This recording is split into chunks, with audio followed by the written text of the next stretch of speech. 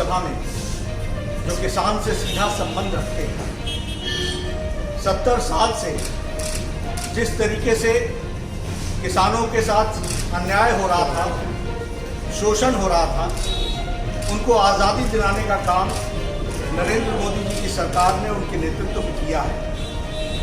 विपक्ष के भारी हंगामे के बीच आखिरकार कृषि विधेयक रविवार को राज्यसभा में पारित हो गया।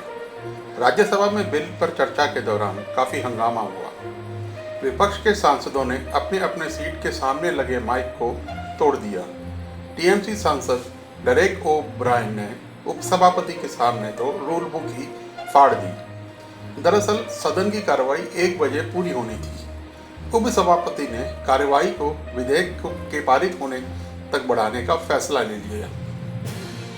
इसको लेके विपक्ष के सांसदों ने हंगामा किया।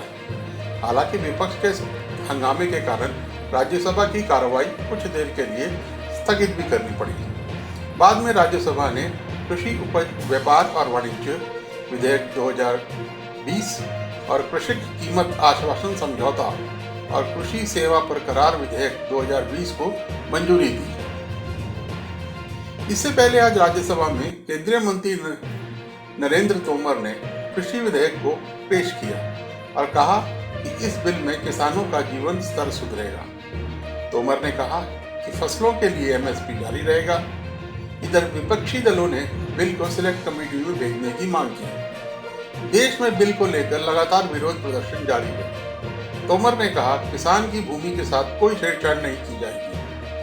इसका भी प्रावधान बिल में किया गया है। देश का किसान देश का सबसे बड़ा उत्पादन करता है।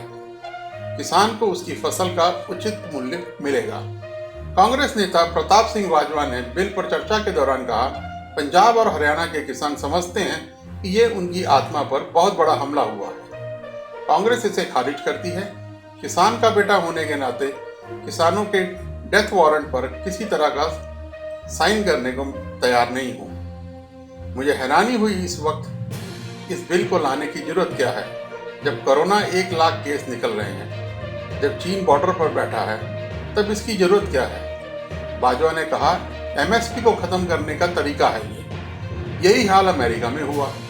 किसानों को 30% जमीनें कॉर्पोरेट हाउस ले गए। किसान सड़कों पर है। बीजेपी नेता भूपेंद्र यादव ने राज्यसभा में बाजवा के बयान पर कहा, 70 साल से किसान जिस न्याय की अपेक्षा कर रहा था, उसी के लिए यह बिल लाया गया है।